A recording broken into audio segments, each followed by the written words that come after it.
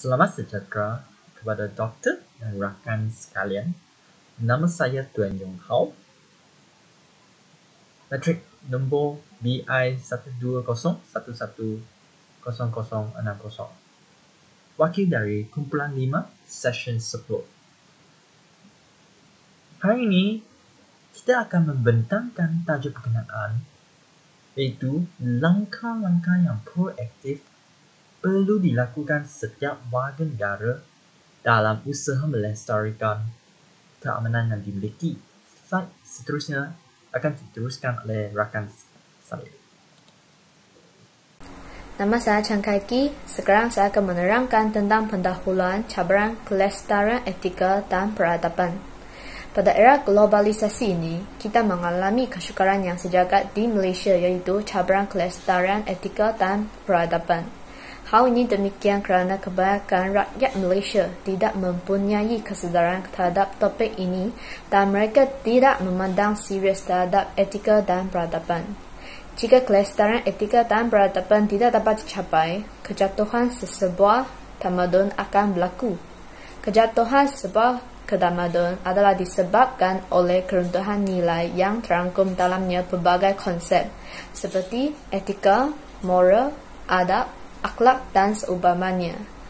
Kezaliman, kekejaman dan penganiayaan yang tidak termasuk dalam etika akan membawa kemusnahan nilai kemanusiaan. Seterusnya adalah punca dan kesan kejatuhan etika dan peradaban. Kedatangan penjajah barat yang membawa dimensi baru dalam etika dan peradaban telah mempengaruhi tabiat hidup seharian warga negara. Pemikiran yang terdapat dalam setiap warga negara juga akan berbeza dengan masa dahulu. Contohnya, perilaku agama dipisah dari politik dan rationality, legal dan perkiraan keuntungan untuk maklumat setiap individu. Bukan itu sahaja. Pengaruh lain seperti penghasutan isu perkauman di Malaysia juga akibat tidak mencapai kelestarian etika dan peradaban. Penggodaan yang terdapat di masyarakat perlu ditahan oleh orang ramai supaya dapat membina sesuatu masyarakat yang beretika dan peradaban. Hakikat sosial ke atas kelestarian etika dan peradaban juga merupakan punca langkah-langkah perlu dilakukan dalam usaha kelestarian etika dan peradaban. Hal ini mengandungi tatbik urus dan pembangunan, black ekonomi dan rasuah serta defisit sosial. Contohnya, media sosial yang menghasut perlembagaan persekutuan, etnik dan agama, serta pelacuran, pemerdagaan manusia, pekerja asing tanpa dokumen, dan judi terus berlaku. Jadi, selepas kita melihat punca dan kesan kejatuhan etika dan peradaban, langkah-langkah yang proaktif perlu dilakukan oleh setiap warga negara dalam usaha melestarikan keamanan yang dimiliki. Langkah-langkah yang kita akan bincang ialah tidak berbincang tajuk yang sensitif, mengelakkan penggunaan perkataan-perkataan ataupun topik yang provokatif, menghormati kebiasaan keturunan, kebudayaan dan agama, mengajak anak nilai-nilai murni sejak dari kecil, serta mempertimbangkan setiap akibat sebelum setiap perilaku terjadi. Kelestarian etika dan peradaban tidak dapat dicapai oleh segelintir orang tetapi memerlukan kerjasama dari setiap warga negara. Langkah-langkah yang proaktif adalah penting untuk menjayakan pencapaian ini dan akan kita membincangkan seterusnya. Saya Sidney Alistair. Hari ini saya akan membincangkan tentang langkah 1, yaitu jangan berbincang tentang isu sensitif. Terdapat berbagai isu sensitif yang harus dielak daripada disentuh. Ini termasuklah isu agama, bangsa, budaya, dan pandangan politik seseorang. Isu-isu sensitif tersebut tidak sepatutnya dibincangkan secara terbuka, contohnya di sekolah, tempat pekerjaan, semasa pilihan raya, dan lain-lain lagi. Terdapat tempat dan masa yang sesuai untuk berbincang tentang isu-isu sensitif, akan tetapi topik itu haruslah dibincangkan secara tertutup, dengan hati serta minda yang terbuka, di samping tidak menggunakan bahasa kesat dan kata sindiran. Seterusnya, isu-isu sensitif juga tidak sepatutnya dibincangkan di media sosial. Hal ini karena isu-isu tersebut boleh mengancam keselamatan negara di samping memburukkan nama negara di mata dunia. Isu sensitif terutamanya yang membabitkan agama dan perkauman coba dieksploitasi oleh kumpulan ekstremis dan pengganas. Perkara ini justru membuka peluang dan ruang kepada pihak berkepentingan serta pihak luar untuk mencetus pergaduhan di samping membangkitkan aktiviti mengganas yang boleh mencetuskan peperangan. Selain itu, konflik yang berlaku disebabkan oleh perbahasan isu-isu sensitif terjadi apabila masyarakat tidak memahami agama, bangsa, budaya, dan pandangan politik seseorang dengan lebih baik. Oleh itu, masyarakat haruslah mempersiapkan diri dengan ilmu tentang isu-isu tersebut, agar dapat mengelak daripada berkongsi maupun bercakap melampaui batas. Antara cara yang boleh diambil untuk menambah ilmu pengetahuan tentang isu-isu sensitif termasuklah penganjuran seminar atau dialog antara masyarakat sejagat untuk memberikan pemahaman terhadap pelbagai agama, budaya, dan bangsa yang lebih mendalam kepada masyarakat. Mata pelajaran umum seperti subjek pendidikan moral serta pendidikan sivik dan kewarganegaraan haruslah diajar di sekolah, manakala kursus tamadun Islam dan tamadun Asia serta kursus penghayatan etika dan peradaban boleh menjadi kursus wajib kepada pelajar di pusat pengajian tinggi. Hal ini demikian karena kursus ini mendedahkan pelajar tentang perbezaan tamadun dan agama yang wujud di samping mengajar kita mengenai nilai moral dan mempraktikkan ilmu tersebut dalam kehidupan harian bagi menjaga hubungan baik masyarakat dan mengelakkan konflik. Di samping itu, oleh karena golongan belia lebih kerap di sosial media, golongan yang lebih dewasa sepatutnya menjadi contoh kepada generasi muda dan bukannya meracuni pikiran mereka dengan memulakan perang media berkenaan isu-isu sensitif. Oleh itu, sebagai sebuah negara yang mempunyai masyarakat pelbagai agama, budaya, dan bangsa, memahami perlembagaan penting agar isu sensitif yang termaktub dalam perlembagaan tidak dipersoalkan. Kesimpulannya, sebagai rakyat Malaysia, kita perlu mengamalkan sikap kesederhanaan ketika berbincang tentang isu-isu sensitif. Selain itu, kita juga haruslah bersama-sama menanamkan sikap bertoleransi dan hormat menghormati terhadap satu sama yang lain, di samping menjaga batas dalam pertuturan kita agar dapat menjamin kesejahteraan serta perpaduan masyarakat kita yang majmuk. Jadilah rakyat Malaysia yang matang dalam membuat pendirian dan menilai apabila berhadapan dengan ancaman yang boleh memecah belah perpaduan yang sedia ada demi kemakmuran kita bersama. Nama saya Wenli. Saya akan membentangkan langkah kedua, yaitu mengelakkan penggunaan perkataan-perkataan atau topik yang provokatif. Saya akan membentang dengan masuk provokasi. Provokasi mudah untuk mengakibat jenayah karena provokasi adalah tindakan dan pertuturan yang mudah membuat seseorang marah dengan sengaja. Selain itu, provokasi secara umumnya dianggap sebagai masalah yang dapat mengurangkan hukuman, karena dia tidak cukup asas untuk memenuhi syarat sebagai pembunuhan sepenuhnya. Dalam kriminologi, provokasi adalah pertahanan yang mungkin dengan alasan kehilangan kawalan secara tiba-tiba atau sementara. Selain itu, provokasi akan mengaruh penilaian moral kanak-kanak. Kanak-kanak masih kecil, mereka tidak dapat membedakan niat baik dan buruk. Kalau provokasi sering berlaku, mereka akan mengikut perlakuan ini kerana mereka rasa situasi ini adalah biasa. Seterusnya, saya akan membentang dengan akibat provokasi.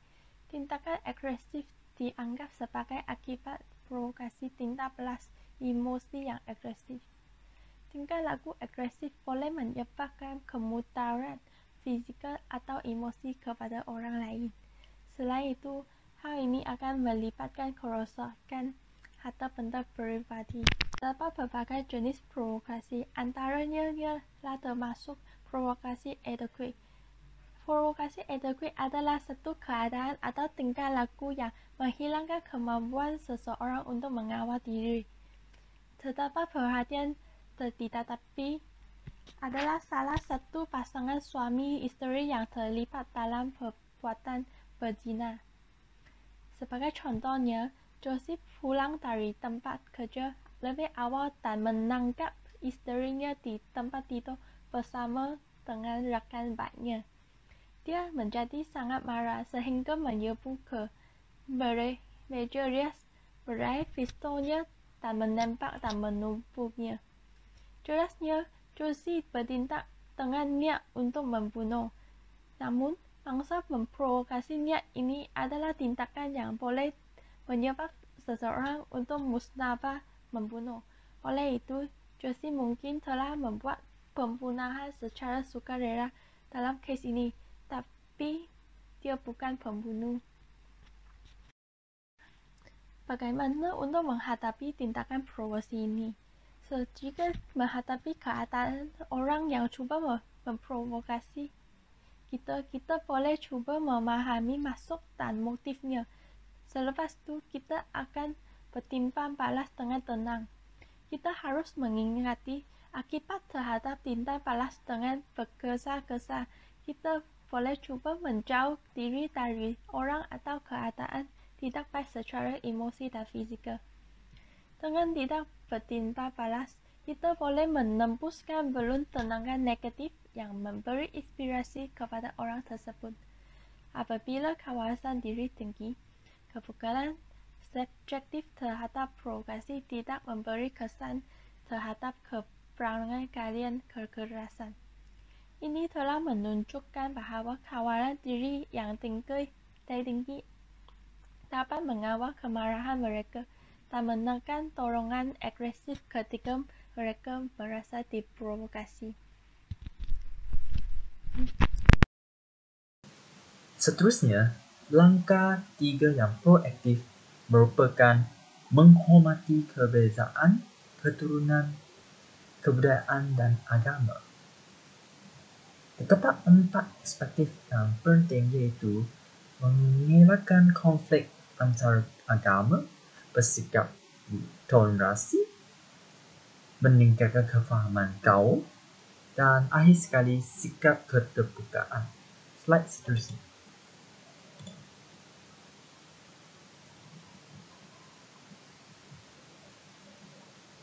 Bagi aspek yang pertama, iaitu mengelakkan konflik antara agama. Dalam pendidikan boleh dijadikan pendekatan yang penting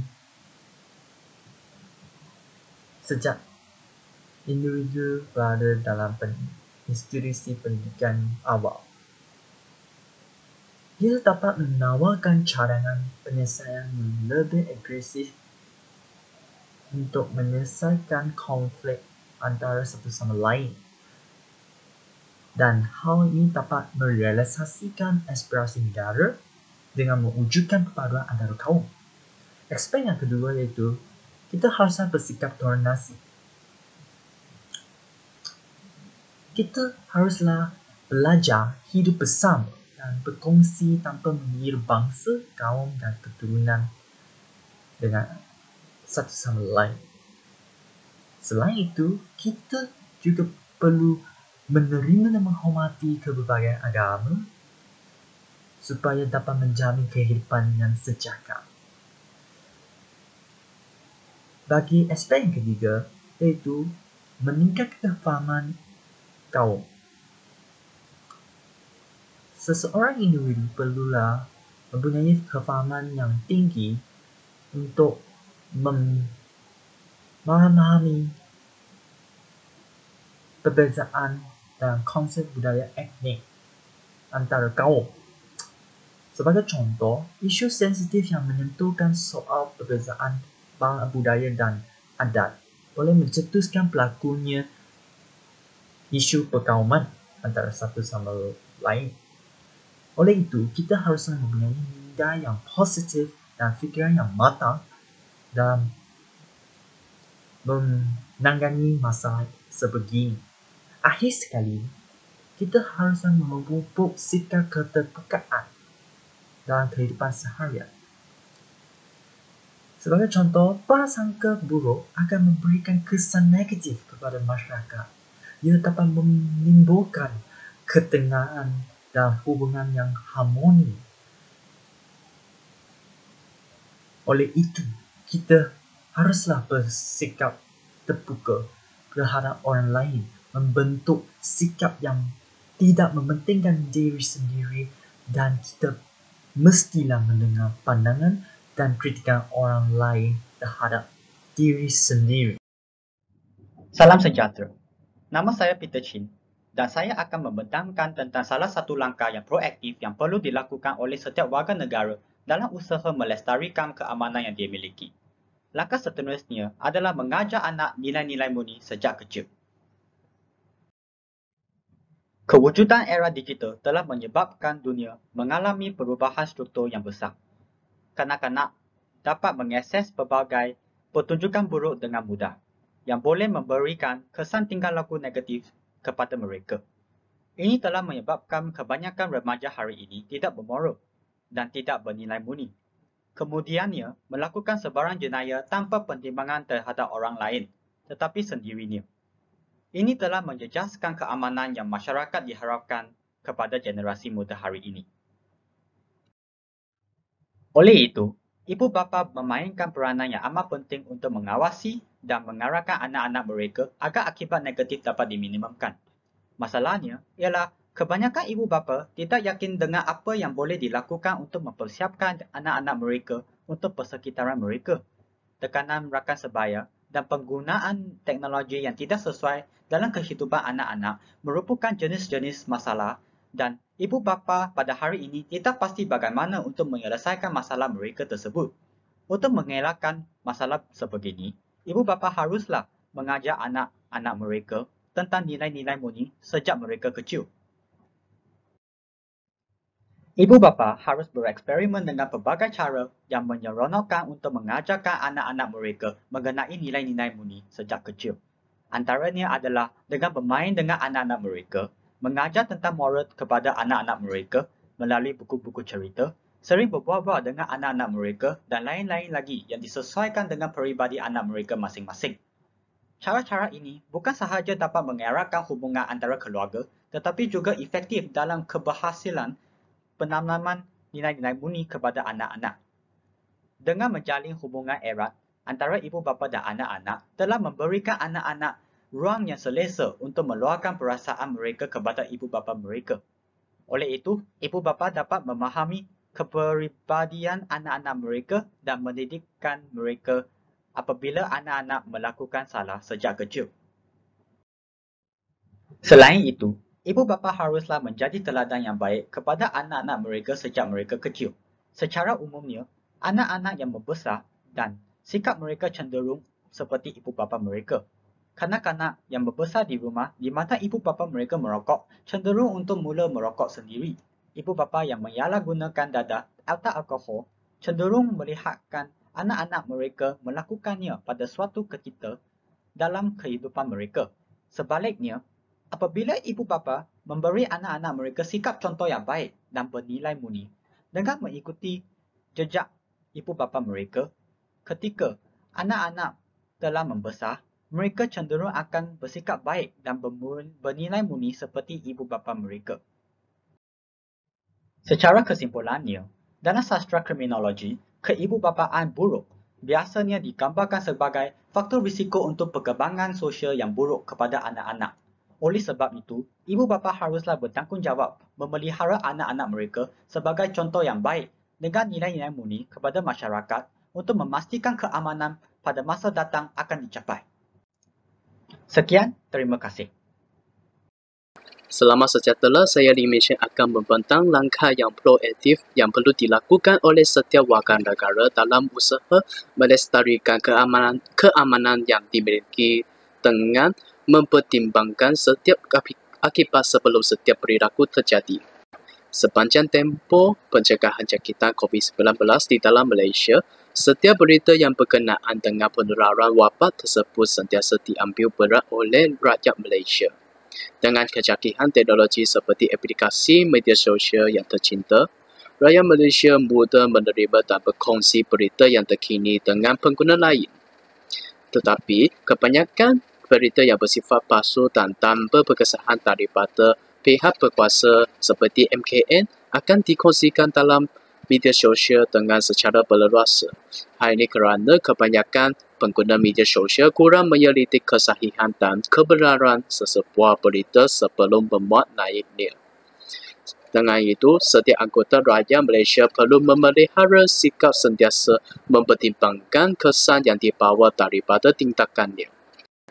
Antara langkah untuk membina sentiasa mempertimbangkan setiap akibat sebelum setiap tindakan terjadi dalam kalangan masyarakat Malaysia adalah dengan memastikan setiap rakyat perlu menerima pendidikan sekurang-kurangnya tahan rendah dan ditentukan kepada persekitaran yang harmonis sejak kecil lagi.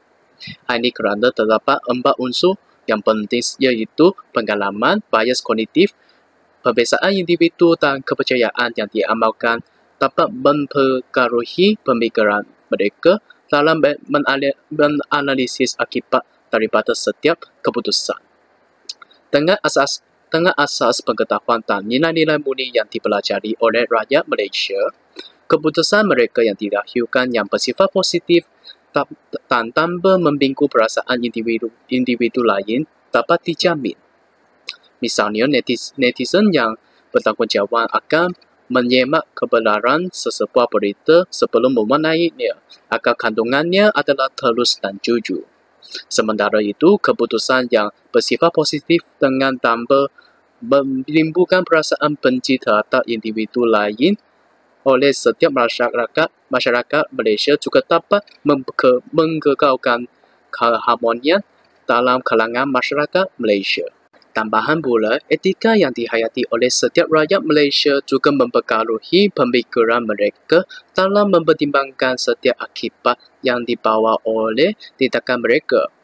Perkataan etika juga membawa masuk nilai-nilai dan norma-norma yang menjadi pegangan bagi seseorang atau sekelompok golongan masyarakat dalam mengurus tindakannya.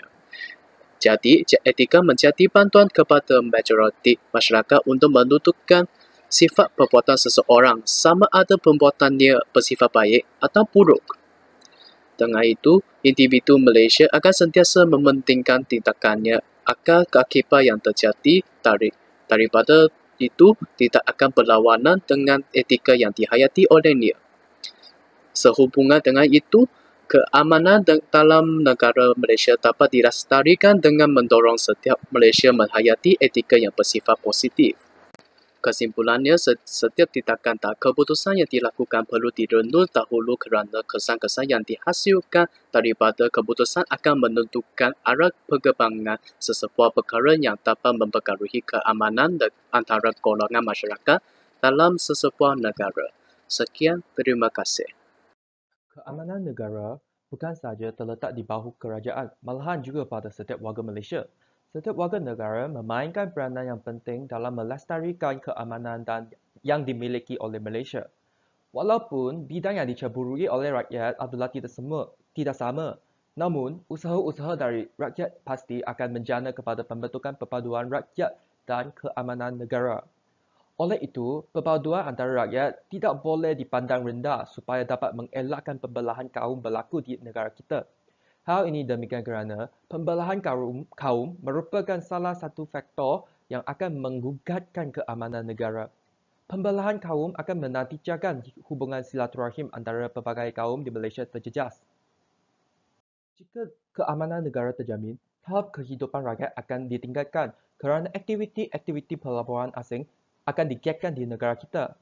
Hal ini demikian kerana pelabur asing akan melabur pelaburannya di negara yang aman dan ini akan meningkatkan ekonomi negara tersebut kerana pengaliran mata wang asing ke dalam negara tersebut semakin banyak.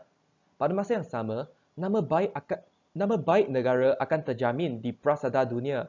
Negara Malaysia tidak akan dipandang rendah oleh negara lain kerana dasar-dasar yang dilaksanakan oleh kerajaan dapat dijadikan panduan kepada negara lain bagi mengekalkan keamanan negara mereka.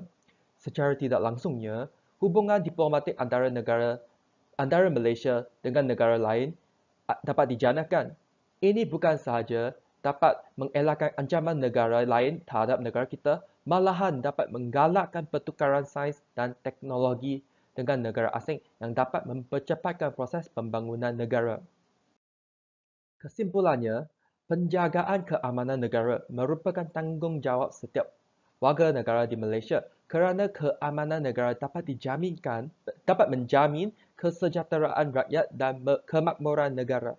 Oleh itu, usaha-usaha yang efektif haruslah dilaksanakan oleh setiap warga negara supaya keamanan dan keharmonian negara dapat dikekalkan. Itu saja daripada kumpulan kami. Sekian, terima kasih.